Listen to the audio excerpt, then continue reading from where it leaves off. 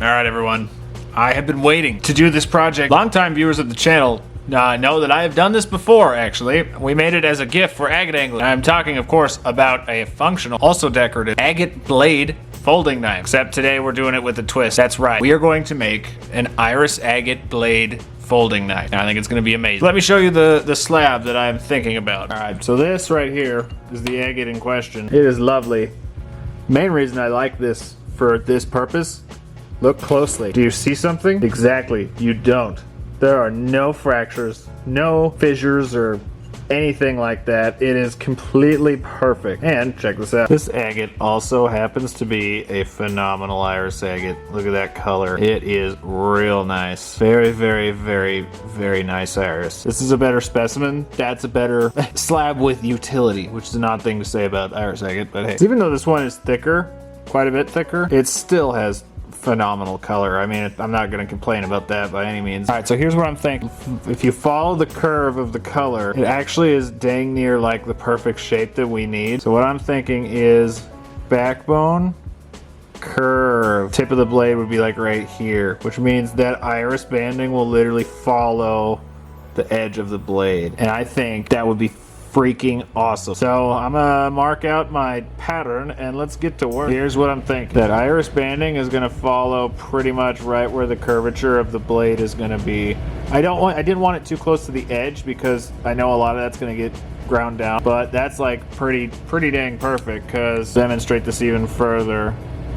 The curvature of the blade will be like right here, curving up, and then we'll probably flay that too. So right where I'm gonna be thinning it to make the color even more powerful, that's where the iris is. That's gonna be so cool. Oh my gosh, I'm already excited. I actually still have the plans from the first one I made. So we're gonna take some brass and make a little arm. It's gonna sit in a pivot with a spring attached to it that is rested inside of the butt plate.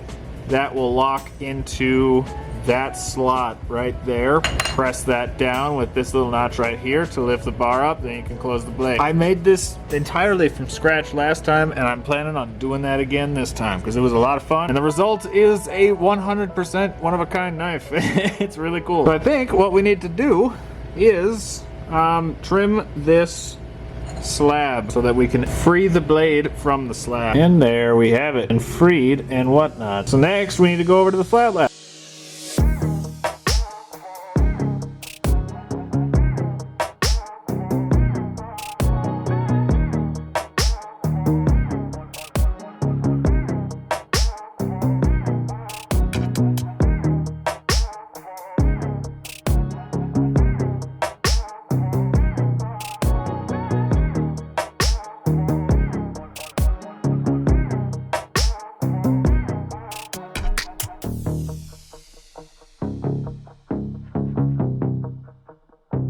Okay, progress report. The progress report is, it's been quite some time and I should have had this done by now, and I'm regretting not doing it when I could. So now, we are having to rush things along because of my procrastination, which is essentially the story of my life. But that is absolutely stunning. Whittled down to where I want it to be. Start of a good edge, but that's not the best part. This is. Ready for this?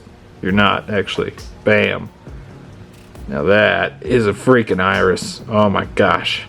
That thing is insane. Oh my goodness, I'm so excited. All right, so this is mostly ready to go. Got a little bit more to do on it, but it is pretty much good to go for the moment. Look how much color there is. Oh my gosh. All right, sorry, getting distracted. It's so pretty. Anyway, but here's the plan. So remember how I had blueprints? Yeah, I lost them. Anyway, beside the point. So what we have to do is we have to take this right here, brass keystock actually, so it's perfect for this, and we're going to cut out a locking mechanism, which means we also need to cut a notch in the agate on the back side so that as it rolls around, that'll lock in and lock the blade in place. Locking blade knife. We also need to cut out a piece of brass for the butt plate. It's not going to be big enough to span like a pommel, but what this is going to do is it's going to house the spring that will press against this end of the locking mechanism, which will hold it in place. On top of that is going to be this, which is going to connect into the wooden scales, for which we are using this, which is Jatoba. So we've reached a somewhat frustrating point. I don't have a bandsaw here. It's at home, which means I'm gonna need to glue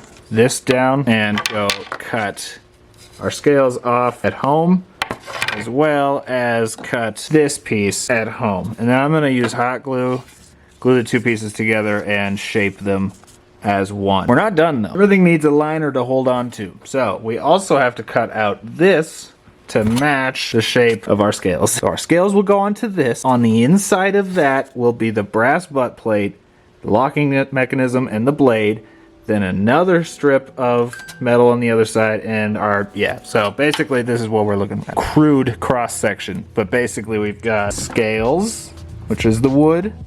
We've got liner, which the scales will go down onto. Inside of that will be the brass butt plate, as well as the brass hinge and the agate blade.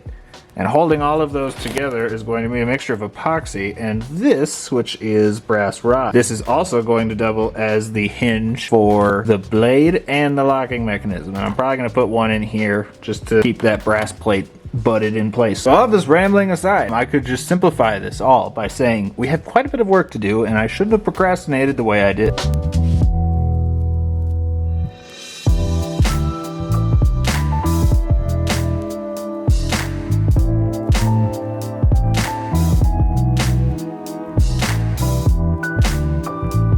Alright, now we're going to let all those gluey bits dry. Not sure how to best go about cutting this, so I think the only logical answer is overkill.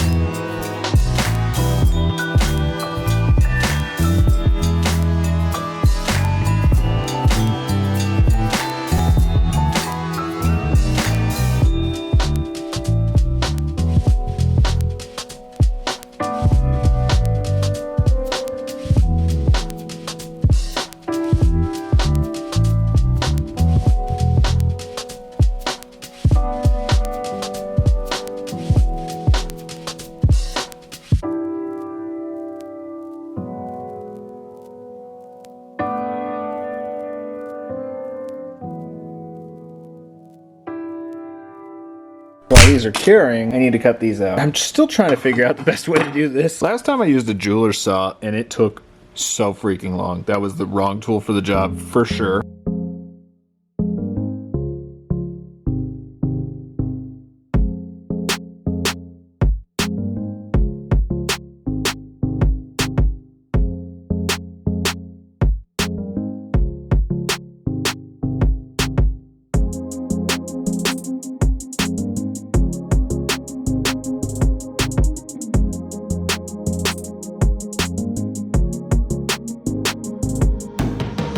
Alright, our pieces are cut out, and that was much faster and easier doing it that way than I did it last time. So, now I'm going to take this little doodly bop, and we're going to carve it out a little bit better, because that shape obviously can't stay like this. That's not going to work. I mean, you can. It's a creative decision, but I would not do it.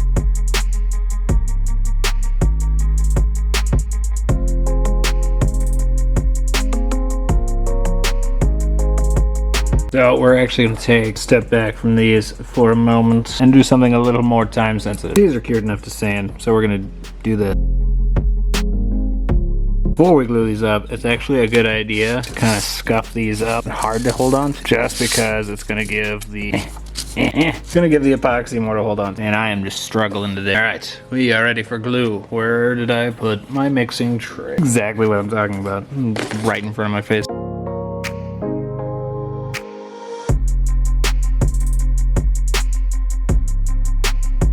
Alrighty, these will be ready to go overnight, which is perfect timing because I have to go home. Okay, I admittedly got a little ahead of myself.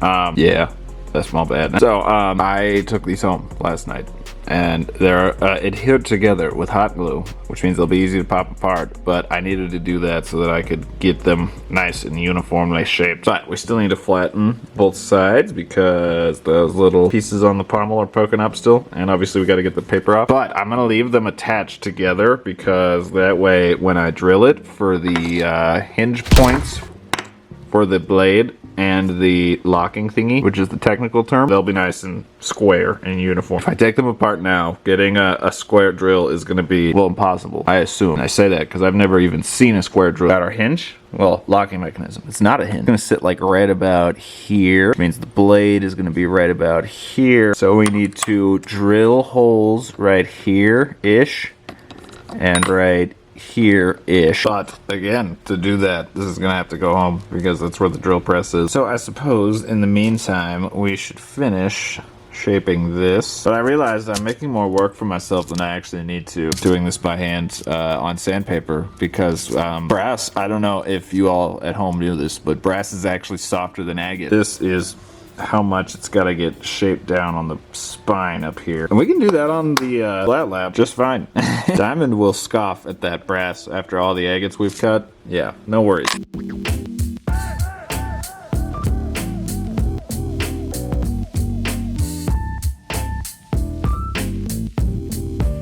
With that, we have these down to the thickness they need to be, which is the thickness of the blade. Flat lap made that way faster. So now we are good to start refining this shape. It's too long, and the locking thingy-majig, don't know the actual word for it, so I'm just gonna stick with whatever I make up at any given moment. Locking thingy-majig up here needs to be a little smaller. It's a little big, and I say that just because, I don't know, the bigger it is, the closer it's going to get to that hinge, which means we're going to sacrifice stability. It doesn't actually need to be super big to be a solid lock, so yeah, we're going to shave that down, and then we're going to shave this down, and then we're going to polish, and then I think it's actually ready to drill.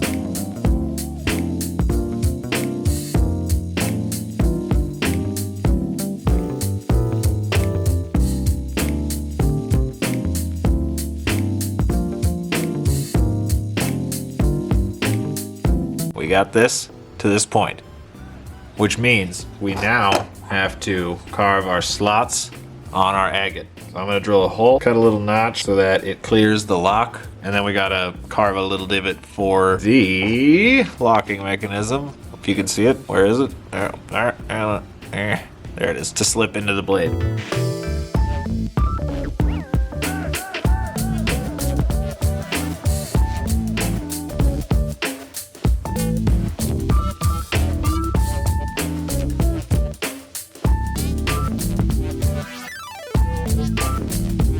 All right, so I left this thick for a reason, and the reason is I knew I would need to reshape it a bit so that the blade would fit. So we're gonna actually thin this down quite a bit. All right, so I reshaped this so that it is a thinner profile, and I worked on this edge of the blade, as you can see, if you're looking anyway. There will be a spring right here applying pressure on this side. So when this closes, it will lock into place right there. And that is a good sturdy little hold right there. So now what we need to do, hold this around to the point where I want it to be, which is right about there. And there we go. I'm gonna mark that. And that is the spot we need to carve out for the locking mechanism to sit inside of.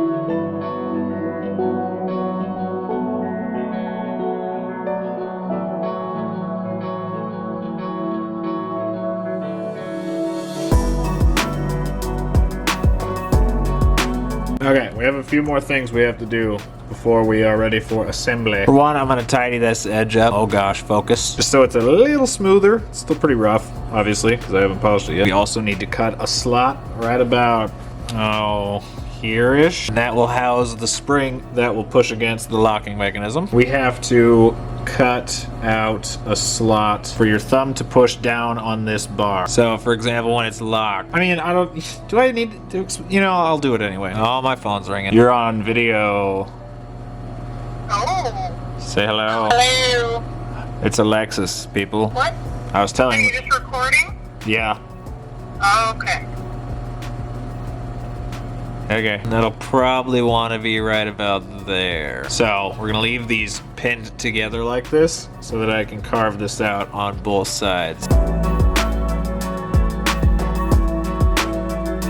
Is we have to cut a slot for a spring to go into, and what we're going to be using for springs is these right here. If I can get the dang bag open. These are saxophone springs, and I think they'll actually be perfect for what I want. Basically, we're going to cut a slot right about here, electrical solder them into place, and it'll sit like that.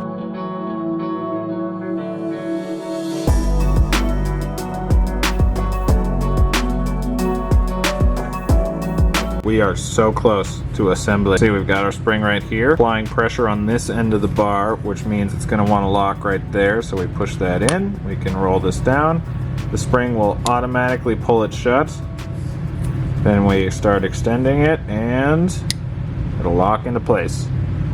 Our bones are there. So really all I need to do now is finish this edge on the blade. And I'm going to do that on my 3000 grit plate on my faceting machine, because we can get a real good edge on that with the 3000. Then I can sharpen it afterwards. Oh, it's gonna be so nice.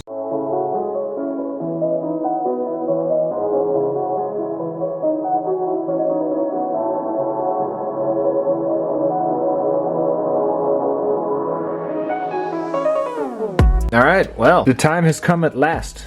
We are good to assemble.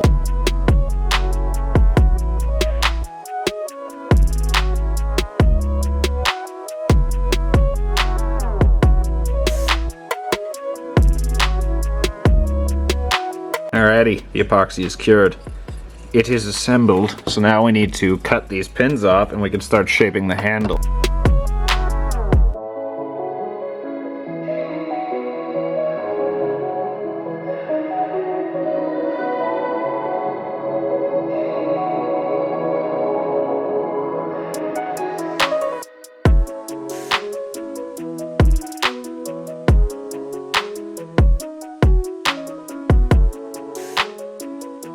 Alrighty, so we've got our handle all worked up and whatnot, so we can do a top coat and we are done. Except we're not. Didn't think I was going to leave it at that, did you? We are going to use some abalone for inlay. This color specifically, this is a different breed. I think this is red Haliotis. Really, really pretty. I think that color kind of matches Iris a little better than the normal green or Pawa. It's just so nice. So light. So, let's go cut that out and stuff.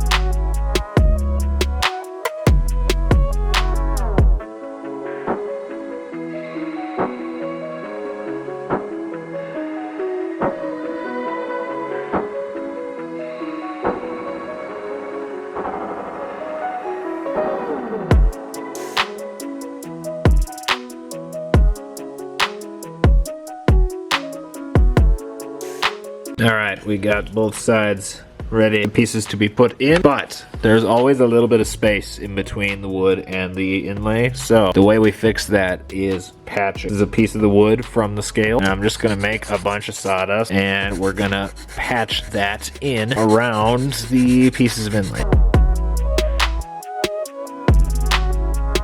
Alrighty, glue is cured, so now we can level these back down and finish the handle.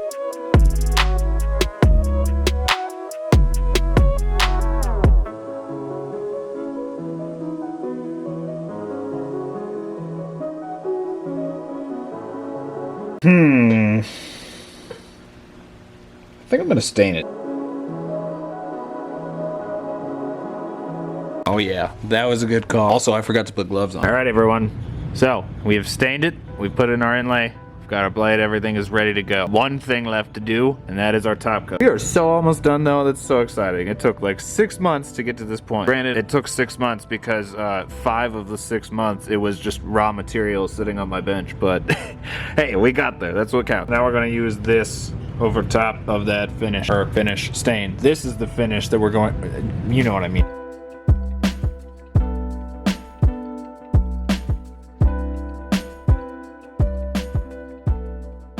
Alright guys, well, it took way longer than it was supposed to. And again, that was only because I procrastinated. But it's finished.